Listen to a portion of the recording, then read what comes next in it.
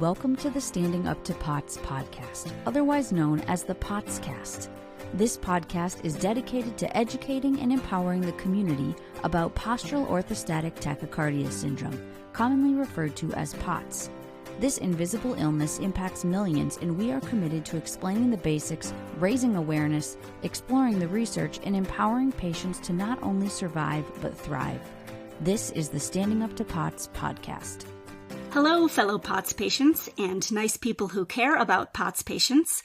I'm Jill Brooke, and today we are talking with Dr. Kathy Peterson about her research findings on health-related quality of life. You may recall that Dr. Peterson is a neurobiology professor, a POTS parent, founder and president of Standing Up to POTS, and she is an academic researcher who studies quality of life issues in patients with chronic illness. I have assisted her on a couple of these studies, which we'll discuss today. Dr. Peterson, thank you so much for being here today. Thank you for having me. So in preparing for today's discussion, I wanted to remind myself of the technical definition of health-related quality of life. And there was a wide range of different definitions. Some are pretty simple and some are very long and detailed. But do you have one that you like to use as we discuss this today? Yeah, I think quality of life is one of those things that you recognize when you have it, and you miss it when you don't. But I think there is a way to think about it where you think about your standard of health. And are you healthy enough to do the things that you want to do in a timely manner? Are you comfortable while you're doing those things? And in some of our previous episodes, we've talked about orthostatic intolerance and how painful and uncomfortable it can be upright. And then the level of happiness. So I think quality of life is all of those. It's health, it's comfort as you're living through your life, and happiness. So it basically sounds like the holy grail of any living thing. So this sounds like one of those topics where if you even need to have the in-depth discussion, it's kind of a bad sign. So do we need to warn our audience that we'll be discussing some rather heavy findings today? I think we should. While I think it's a really important topic, and personally I think quality of life is sort of the holy grail for this community, we are going to be talking about decreased physical functioning, we're going to be talking about social isolation, and we're going to be talking about risk of suicide. And, there's no way to really sugarcoat this. We know that there is a higher risk in people with POTS than there is in the general population. And so while we don't want to alarm people, we also want to have an open, honest conversation about these issues to try to prevent our POTS community from harming themselves or having people die by suicide. Yeah, absolutely. So, okay, audience, we just want to be clear. This is a trigger warning. We will be discussing some findings about pain, depression, loneliness, suicidal ideation, and suicide risk. If it would be unproductive for you to hear this discussion right now, then please just skip to the next episode and know that Standing Up to POTS is aware of these issues in the POTS community, and we're working to improve quality of life for today's POTS patients. But if this is a conversation for you, welcome. And let's get started. Where do we start with this, Kathy? After hearing what you just said, I think I ought to mention why I'm interested in this. And, and a few years ago, shortly after my daughter was diagnosed with POTS, I was in a lot of Facebook support groups and really just trying to figure out what's going on with POTS, like so many people are.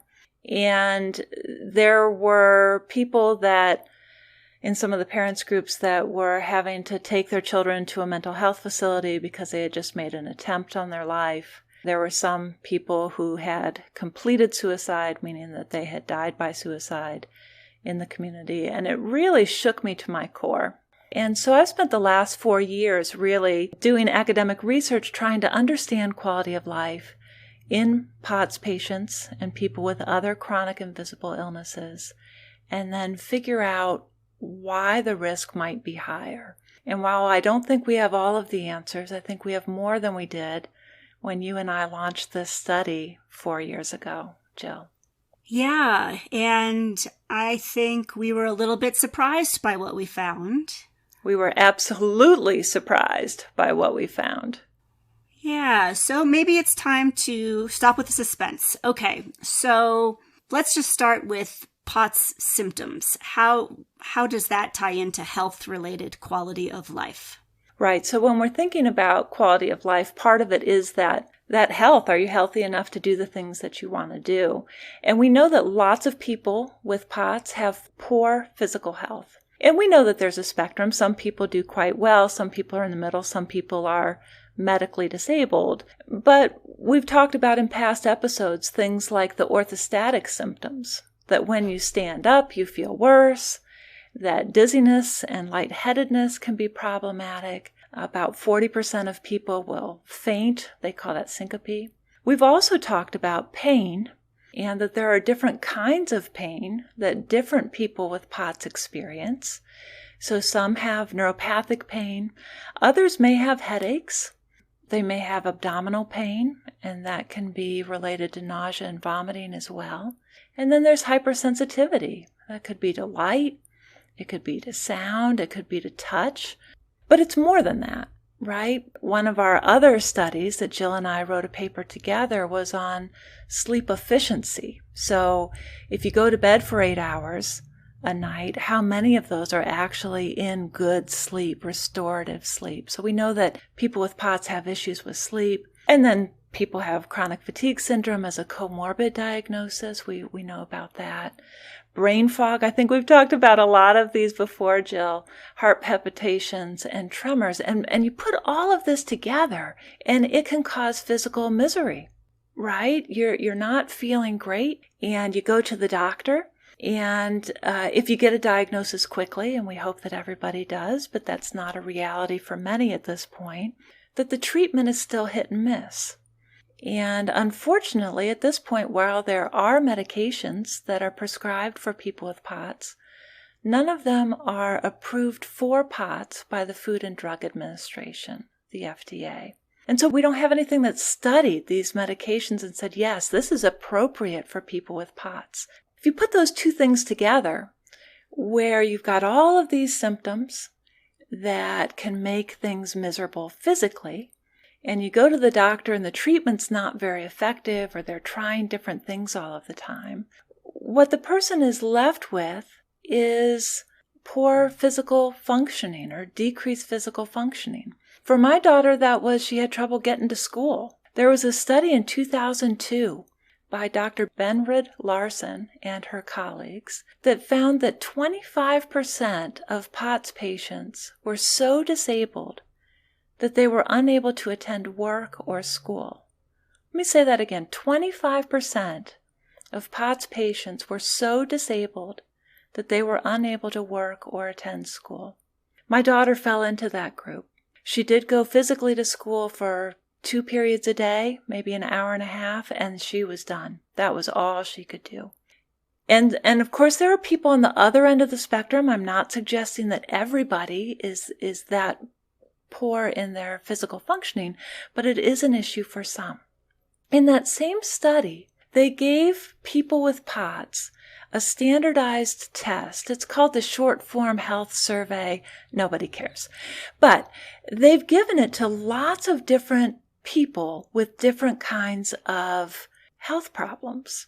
And so in this study, what they found was that the POTS patients, when they took this same survey, scored at about the same level as patients with congestive heart failure, where they are really debilitated, and maybe some of you know someone with congestive heart failure, and so they don't have much stamina, they get short of breath very quickly, really impacts quality of life. And then also the POTS patients were similar to people that have chronic obstructive pulmonary disease, which people maybe have seen on commercials. They call it COPD, but that stands for chronic obstructive pulmonary disease. So that's like emphysema. And so again, can be very debilitating if you know someone that has emphysema.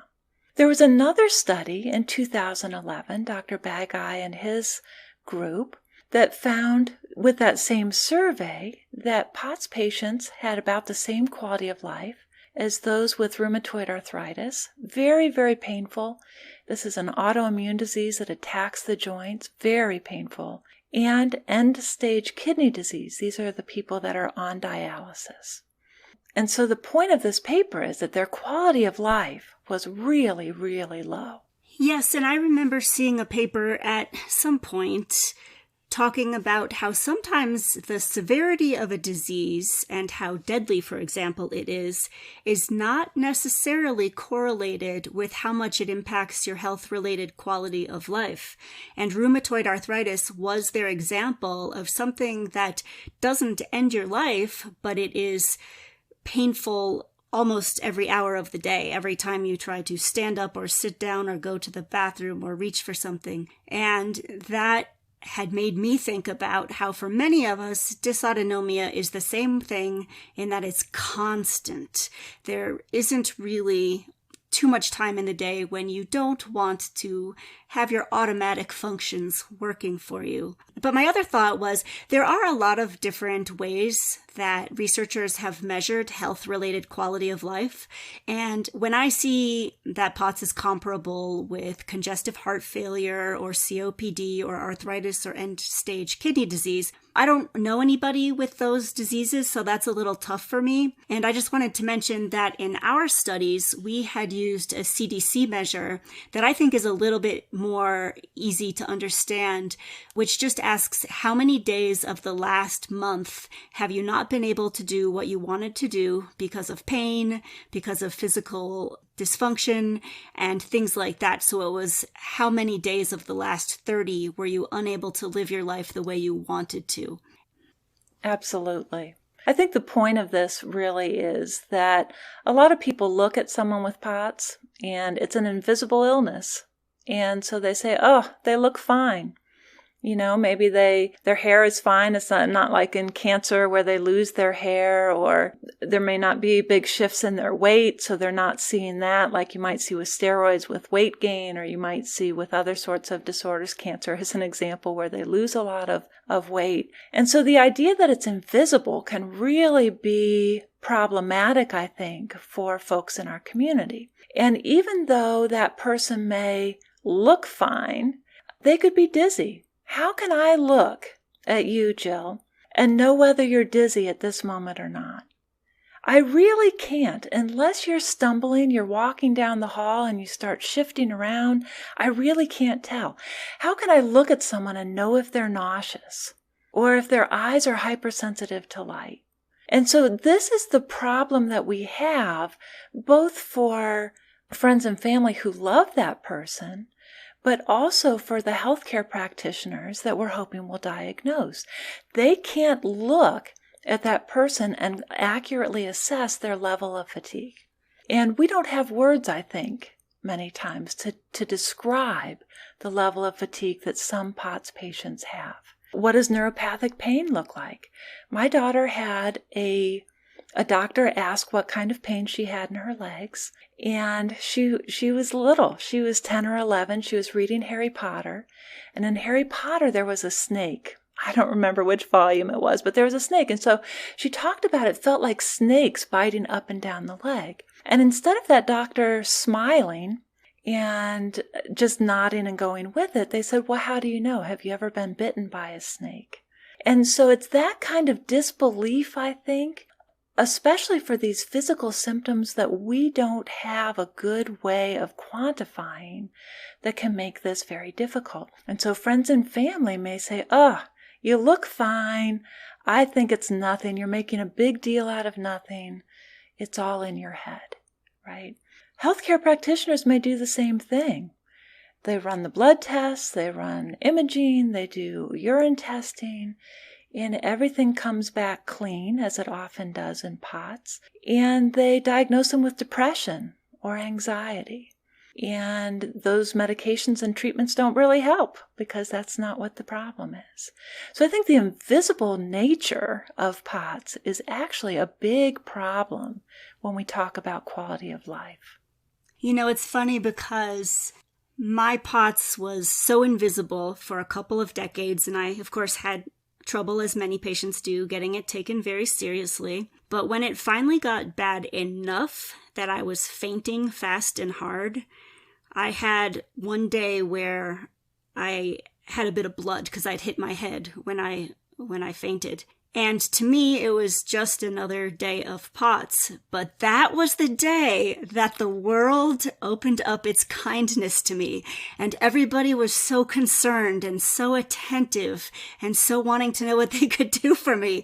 And I remember thinking, oh, this is what it feels like to have a visible problem.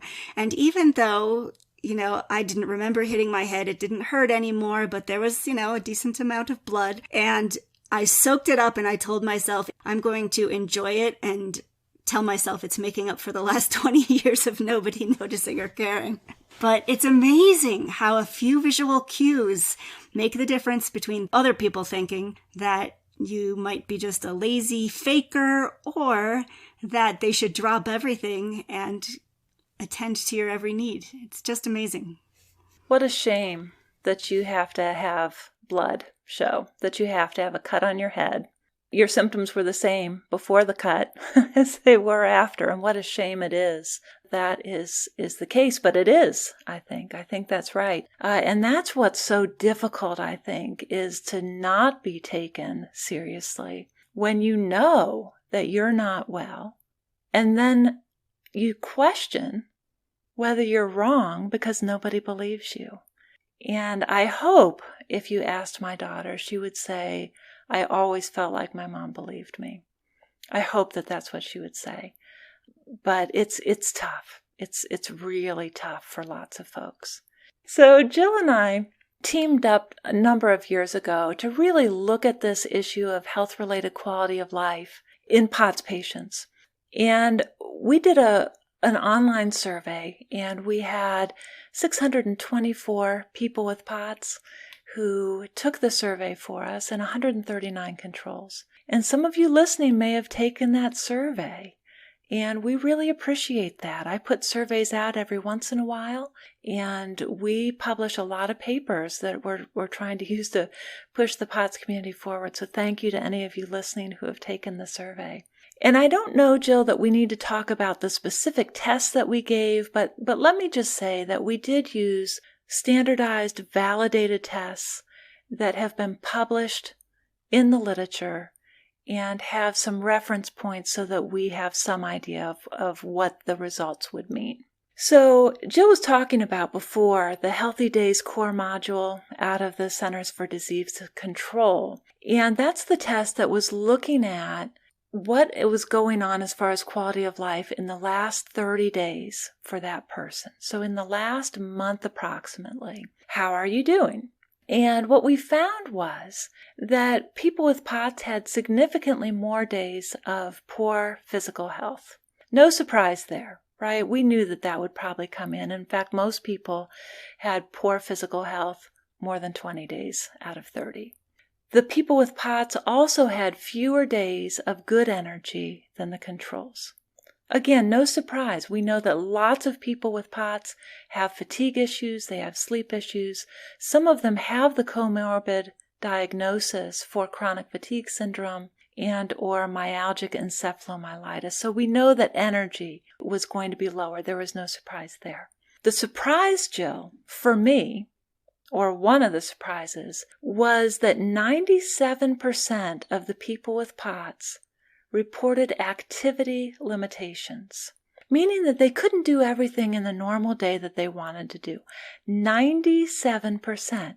And what was really striking about this is that we were looking at a sample of young women. The youngest person was 18. But the mean or the average age was 34. So we're looking at people that are in their late teens, their 20s, their 30s, their 40s, some that were older than that, but the average age was 34. So 97% had activity limitations. What I found shocking as we broke those numbers down is that 76% of these relatively young women needed help with routine chores. So that could be like cleaning your house, maybe dusting or vacuuming or putting the dishes away after dinner. It could be shopping, standing to shop, standing to cook the food that you want to make for that meal can be really problematic. So 76% needed help with these routine chores. And then what really got me, and then I'm going to pause, Jill, and let's talk about this a little bit, is that 30% of our sample needed help with personal care. That's eating, bathing, with dressing themselves, and moving around the house. And I think what can feel so horrifying, at least it did to me, is to be so young with these issues. I have found, at least as I age with POTS, one thing that does get a little bit easier, it's not a positive, but as I age and all of my peers in my family age, more people have something. And I always knew intellectually that everybody's got something. But when you're 20 and you have some of these issues, it is horrifying to think that, you know, the image you had of yourself as a 20-year-old woman was so far from what it is when you need help to do some of these basic things. And I think that is part of why it's so extremely tough, along with not being believed. I think that, you know, there's the part of the suffering that comes from the illness itself, whether it's pain, discomfort, or not being able to do what you want to do. But then there's a whole big part of the suffering that is 100% just people's reaction to it. And that's the part where awareness alone can alleviate so much suffering. And so that's where I get really excited about publishing these studies with you and doing some of this work, because I understand that it's going to take a while to change the biology and the medicine to get the answers to solve that part of the suffering. But I feel like with good awareness, with a snap of the fingers, that aspect of the suffering can just disappear. I think that's right, and we have a lot of work to do there. There can be subtle changes in a family's life that could make a huge difference for that POTS patient. And so I hope we have families that are listening to this today who love someone with POTS and are saying, how can I help? And we're going to end with that, some ideas of what a family member or a friend or a healthcare practitioner can do to really help improve the quality of life, even if we can't decrease the pain, even if we can't make the orthostatic symptoms go away. There are things that can be done, and I agree that is the exciting part of this. We also looked at pain in this study, and again, we gave a pain scale that's designed for this. And I think that no one will be surprised to find that the people with POTS had more pain, higher pain severity than people in the control group. And they also had more days with pain than people in the control group. And so we're not talking about an occasional headache for most people with POTS, or I stubbed my toe. We're talking about real pain, intense pain that really can be disruptive to their life and decrease quality of life. We also looked at sleep, but what we found there, and again, I don't think that this is going to be a surprise for our listeners, our POTSies that are listening, 98.4% of people with POTS had poor sleep quality. They reported that their sleep was disrupted in the middle of the night, or that they had trouble falling asleep, or that they had trouble with waking up early and not falling back to sleep, or all of those. So I think many people can relate to this problem with sleep. And then the flip side of that is, if I'm not sleeping well at night, then I'm going to have more daytime fatigue. I'm not feeling like myself during the day. Do you have any sleep issues that you'd be willing to share, Jill? Yeah, I think that sleep is the hardest part of this whole thing for me, even worse than pain, because when you don't sleep well, you don't regenerate. And at least for me, when I was in my darkest moments, it got to be where getting through the day is very difficult because you have pain and dysfunction and all that. But then you make it through a day, and now you don't have sleep to look forward to. Instead, the thinking is, oh, geez, now I got to figure out how to make it through the long night. And when the night is over, now I got to make it through the long day. And I really struggled with that.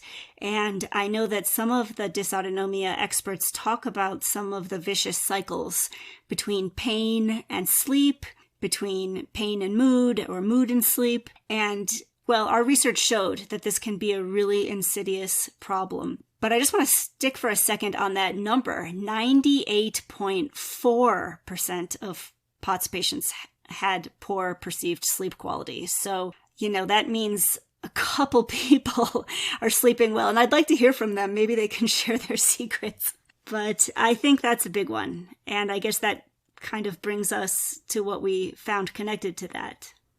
Right. So sleep, when you don't sleep well, and even if it's just a night or two, unrelated to POTS, so for our families that are listening, you just don't feel right.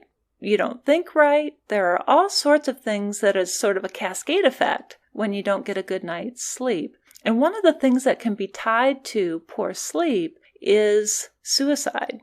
And so when we were looking and thinking about how we wanted to put together a survey to look at quality of life, we knew anecdotally that suicide was an issue in the community.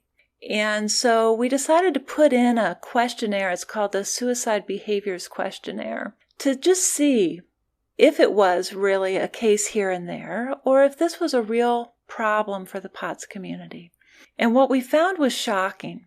The answer is, it's a real problem for the POTS community. So in that group of over 600 women, the 47.6% fell into the high-risk group for suicide on that particular measure. So let me say that again. Of the more than 600 women that filled out our survey, 47.6% fell into the high-risk group for suicide. We couldn't believe it, right? I mean, I know, Jill, I was shocked. And you were even more shocked, I think, by that finding. I was, and I'm sensitive to the fact that this was not a random sample. This was an invited survey of people who follow Standing Up to POTS, and so it's possible that maybe it's the more severe POTS patients that took the survey. We cannot know, but in my mind, it doesn't matter. If 47.6% are in the high-risk group, whether it's the entire POTS population or only the severe ones or only the ones following us, that's still a really high number. Yeah, and at that point, we were thinking that the underlying cause for that suicide risk had to do with chronic pain and insomnia. And certainly there's a fairly large literature that would talk about that. And so that's what we really thought in the beginning. And we had done the pain work. We had that in our survey, and we looked at sleep issues in that survey as well. But as I said, I've really done a lot of work on this issue in the last 4 years or so, trying to protect my daughter, trying to protect other people's daughters, their spouses, their parents, their sons from suicide, and trying to understand what's going on there. And I just did a survey probably a year ago now, and we're really working through that data, and we're finding some really interesting things that I hope are going to get published here pretty quickly. And one is that a predictor for suicide risk and for people being in that high-risk group for suicide is something called perceived burdensomeness. Now, I have to say, this was a term that I didn't know very much about before I sort of fell into this research, to be honest. I didn't really go looking for it. I feel like this is where I was supposed to be. But perceived burdensomeness is sort of what it sounds like. If I have POTS, or a better example would be my daughter who does have POTS, if she feels like she's a burden on me, or her sister, or her boyfriend, or other people in her life, that increases the risk of suicidal behavior, of thinking about suicide, talking about suicide, and maybe making an attempt. So this idea of perceived burdensomeness is really, really important. Do I feel like a burden? Or maybe I'm sick, but the way that things are going in my home, with my family, with my significant other, I don't feel like a burden. I feel like I'm contributing in the relationship, maybe in different ways. Now, what I've been really surprised at, and I've done a couple of surveys and we've seen the same thing, is that depression is not a big indicator This is shocking. So perceived burdensomeness was actually more predictive of suicide risk than depression. Now I want that to sink in, right? That seems crazy. We often think that when people are depressed, they may be suicidal.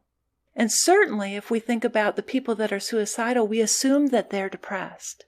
But what I'm here to say is, in our community, in the chronic invisible illness community, I don't think that's true. I think it's perceiving yourself as a burden is a better predictor of suicide than depression. Same thing with hopelessness. My daughter has started to say, I don't want to see another doctor, I give up, and I've dragged that poor kid to more than we could probably count. And so that idea that we've tried everything, I don't have hope that the next doctor, the next therapy, the next whatever is going to help me. That doesn't seem to be related to this risk either. And then loneliness. Jill and I looked at loneliness, and loneliness also did not seem to be a big risk factor. So the bottom line is that feeling like a burden is really important. Now, in the last data set, and I'm really excited about this is something that I've just discovered in the last week or two, honestly, is that we're starting to think about protectors against suicidal behavior. And what we found is that the older the person is, the less risk of suicidal behavior. Let me say that again. The older the person is, the less risk they have for suicidal behavior. That's wonderful and terrifying at the same time. The wonderful part is that as we get older, that suicide risk seems to drop, and it's dropping by a fair amount, as it turns out. The bad news is, who are we worried about? We're worried about our teenagers, and we're worried about our people in their 20s. And that's where we really need to be alert. We really need to be paying attention to whether they feel like they're contributing in the family, whether they feel like a burden on their caregivers or their significant others. And so this is something that's really brand new, but very interesting, and we need to be careful. We need to watch our kids, even if they're not depressed, right? It's that feeling like a burden. The other one, and this one's going to seem crazy, I'm just telling you right now, Jill, the more physical symptoms the person had in the last study, the less risk of suicide. It was not as protective as age. But here's our thinking. The sicker the person is, the more symptoms they show, the more the family can see that they're ill, understands that they're ill, the more allowances are being made. Maybe the less they're feeling like a burden, that family is coming in cheerily and doing what it is that they need to do. Same thing with the doctors. The more symptomatic that person is, and let's go back to the cut in your head, Jill, you had a myriad of symptoms before that, but that cut is the straw that broke the camel's back, that really made them take a look at what was going on. And so we think maybe the more symptoms that person is exhibiting, maybe the more seriously the healthcare practitioners are also taking that. Well, that makes perfect sense to me. And the minute you even just said more physical symptoms, that was my hunch. And so I look forward to more research coming out on that. But what it sounds like is there may be a most dangerous window at the beginning of a POTS journey when a person's feeling sick, doesn't look sick. Maybe nobody has been able to figure out what's wrong with them. They may not even believe they're sick. They may be accused of faking it or being just deconditioned or lazy or just imagining it. And this tends to happen in, the younger that you are. So that sounds like a really dangerous time to me. I think it is. We're not at a point in our research that we can say the cutoff age is X. Of course, we can't do that. But we're definitely seeing that the younger people are at greater risk. And so as a parent or a loved one of a teenager or a POTS patient in their 20s, it's important to realize that and to really be as supportive as you can. And I'm not saying be perfect. I am not perfect. You could ask my daughter. But I did the best I could in that moment, always. And I think that's enough. I think trying your best and being there is enough. I have one more thought to throw out there because, as you know, I speak to a lot of POTS patients because I do nutrition work for Dysautonomia Clinic. And one thing that I notice all the time is that I'll be speaking to a young woman or girl about her symptoms, and her tone of voice and her inflection and her mannerisms will be so perky and so upbeat and so positive. And I remember doing that myself. And I think sometimes when your whole life you have been that energetic, perky, enthusiastic person, you still have the muscle memory in your voice almost. And that I catch it because I have reflected on this on myself. But I think it's very easy for young people who are suffering to not make that as clear as you would guess when they talk about it. And I think that sometimes it's worth asking, you say, so how are you doing? And they say, oh, I'm okay. And it can be valuable to say, how are you really doing?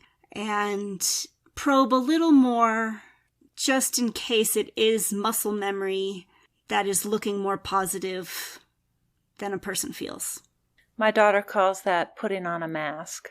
It's not a physical mask, but, when she goes to school, and I think she still does it, she's in college now, but when she's out with people, and especially people that don't know how sick she is and how many struggles physically she has, she puts on this mask. She puts on a smile. She tries to perk herself up. She uses all of her energy. And I would pick her up from high school, and she would be so spent that she would lean her head against the window of the car. I mean, absolutely used everything to try to hide her illness. She would also do that sometimes in the health practitioner's office. And that was not a good time for it, right? It didn't help us because it, again, gave the idea that maybe all these symptoms are in her head because she's trying to play up for them or has on this mask that she gets used to wearing, trying to hide those symptoms. And I think maybe related to it, I know that when I was at my worst and I was very depressed for a while, I was kind of on the verge of tears for like a couple years, which looking back on now is weird. Luckily, I'm so much better now. But at that time, I think I was so lonely that if a friend or family member did call me up on the phone, I wanted them to enjoy talking to me. I wanted them to want to do it more. And so many times I had the experience of feeling absolutely terrible, answering the phone and having someone say to me, oh, you sound so good. And it's just a reminder of how hard it is to really tell by someone's tone of voice how they're doing. That's absolutely right. Let's shift gears a little bit. We got a little heavy there. And I want to think about what friends and families of a loved one with POTS can do to try to help improve their quality of life. So how can you make things better for that person that you care about who is impacted, their life is impacted by POTS? And I think number one is believing them. And I think part of that, we were just talking about the mask, but if someone lowers their mask to you, and they really tell you about their illness and their symptoms and the way that they feel, whether that's physically or emotionally or socially, listen and believe what they say. Again, these illnesses are invisible. You can't tell whether I'm dizzy or not, or whether I'm nauseous or not. And so our choice is to believe them or not. And I would err on the side of believing. You mentioned just a minute ago, Jill, that you spent years on the verge of tears, and I'm really sorry about that. You are such a light for me, and I think you're such a light for our listeners, and I am really thrilled that you have taken on this role. But when you share things like that, I think you also give them hope. So I wanted to say that. But you were mentioning a minute ago that when people texted or called or with your permission maybe visited in your home, how much that meant, and that you put that mask on to try to make it pleasurable so that they would do it again.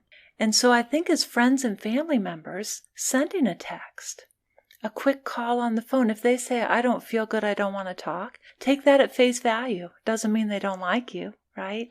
Just means right now they don't have it in them. But those little things, what we might consider as a healthy person, a small gesture can be huge to someone who's been isolated physically, socially, and emotionally by their illness. I think another one is if they have to cancel plans. And I know this has happened to us. I'm sure at some point it's happened to you, Jill, where you just really want to go. You want to go to the party or the gathering or whatever it is, and the symptoms flare up and you're feeling terrible, right? What do you wish people would do if you have to cancel plans? Well, I would hope they would be flexible, and I think over time, this is one reason my life has gotten a lot easier, is because the people I really enjoy spending time with have gotten more in the mode of having fewer structured things on the calendar and being more of a go with the flow. Oh, hey, you want to go for a walk right now? You want to go do something right now because you're feeling good? And that has taken a huge amount of pressure off of me and made my social life much better. And so I came from a family that was very into structure and planning and events on the calendar. And now we're much more just spur of the moment people. And that is great. I think that's a great tip. The other thing is, if, my daughter was to cancel on someone, she may be okay having them come to her and they could sit and talk or play games. But for her to get dressed and brush her hair and ride in the car and then go into a crowded movie theater may be too much. And so sometimes maybe it's changing the plans instead of canceling them. And again, being flexible enough to be able to do that. And I think just asking, is there anything I can do for you? Obviously, you're not feeling well. Do you need me to pick something up at the store? Do you want me to stop by and do something for you? What is it that I can do? So I think there are a number of things. Another thing I would say is, and Jill, I imagine you've had this too, but we'll talk to people about my daughter's illness and they'll offer up solutions. And it comes from a good place, it comes from their heart, but it really sometimes hits us the wrong way. And let me tell you, as the mother of a child, we tried everything. If there was any ounce of this might help her, we had already tried it. What were some things that were suggested to you, maybe, Jill? Some unwanted suggestions, maybe, on how to improve your quality of life? Oh my goodness, where to start? I mean, I think that if we had started a list online, that could be fun and just collect all of the craziest. But my favorite is that at the same time, I had some people telling me that I needed to eat healthier, while other people were telling me I needed to eat more Doritos. And so it's fun when they cancel out.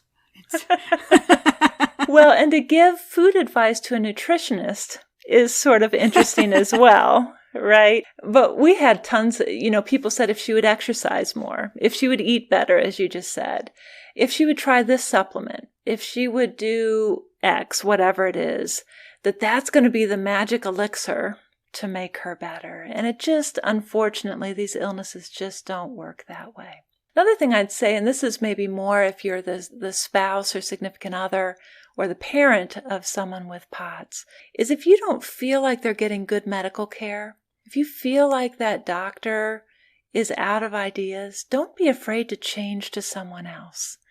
In our case, we went to 9 specialists before we got a diagnosis. If I didn't feel like it was worth our time to come back, we didn't do it. We just moved on to the next person. So, you might have had a doctor for years that was great before you really got sick, before you really needed help. And now they don't know what to do. Don't be afraid to advocate for yourself or your loved one and go and find the best person for you. We're actually with a family practitioner now who's done better than a lot of the specialists for us. And I think for us, the reason that she's so good is because she has lupus, which is another chronic invisible illness.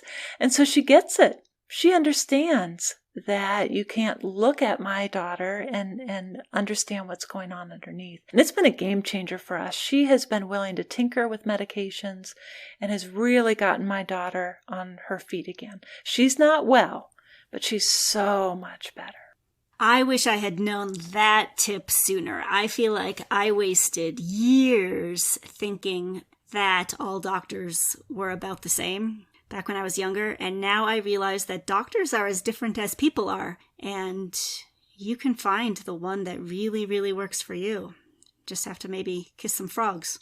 That's exactly right. And some of the specialists that we saw were really upsetting. I'm not going to get into it here, but really problematic. And so we would be on the ride home, and we were going to Cincinnati Children's, which was about an hour and a half from here.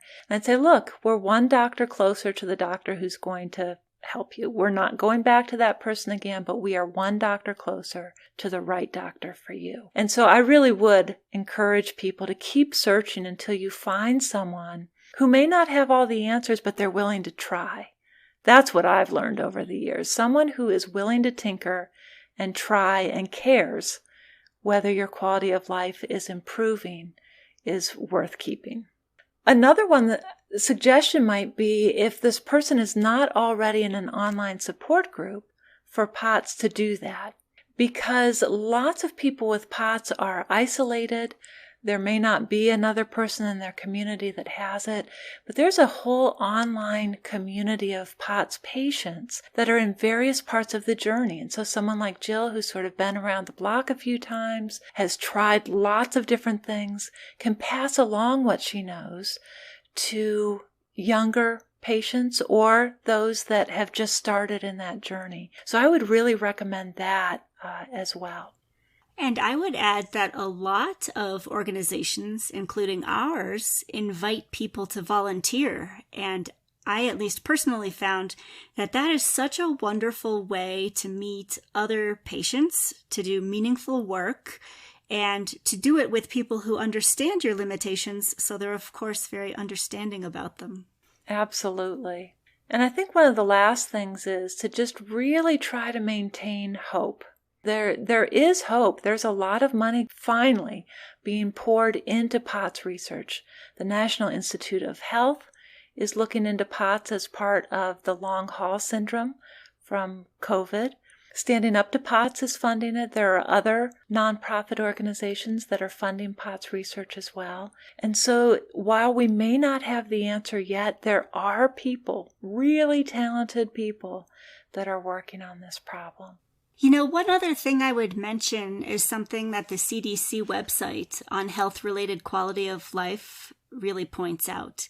And they like to drive home the point that health-related quality of life is not the same thing as overall well-being and thriving. So, for example, health-related quality of life does not measure if you have many good relationships or many positive emotions or meaningful work or interesting pursuits or engaging hobbies. So these things are orthogonal to health-related quality of life. You can score low on health-related quality of life while still having a whole lot of positive aspects in your life, which may help shift the balance, or I like to think maybe even bury some of the bad parts or, outnumber them. And so as we have talked about health-related quality of life, I don't want people to think that it's a sentence to misery if your score comes out low. I think it can create challenges for sure, but I like to think of all the people who scored low on the health-related quality of life, but who are not depressed, not lonely, not hopeless, not experiencing too much negativity, and so we know that that's possible. And they're not suicidal. Right. They're not thinking about suicide. So in our group, more than half of those patients were not thinking about suicide. They were not at high risk for suicidal behaviors. That's exactly right. So is there anything more we want to say on this subject? I really think that the take-home message from this is more for the friends and families of the folks with POTS, and that is to just get in there and do your best every day. Talk to your loved one and listen when they want to talk to you. Include them, even if they can't physically be somewhere. Now, since the pandemic, we've got Zoom, we've got all kinds of different technology that we can use that can include our chronically ill friends and family members in ways that were impossible, or at least less common, before COVID hit. And maybe we should just mention, in case anybody needs it, the National Suicide Prevention Lifeline. Their phone number is 800-273-8255. Or you can text the word START to 741-741, and that will get you conversing with someone at the Hope Line. Absolutely. And we do have pages on our website that talk about suicide prevention. They have these numbers on there as well. Also give tips, some of the tips that we talked about today for friends and family, things to look for if they're concerned that someone that they love is perhaps contemplating suicide. So please go to our website and check out those resources. So thank you, Dr. Peterson, for helping us to better understand the effect of POTS on quality of life. And to everyone listening, we hope this was helpful. We thank you for joining us, and remember, you aren't alone. Please join us again soon. You can find us wherever you get your podcasts or on our website, www.standinguptopots.org/podcast. And I would add, if you have any ideas or topics you'd like to suggest, send them in. You can also engage with us on social media at the handle Standing Up to Pots. Thanks for listening, and we hope you join us. This show is a production of Standing Up to Pots.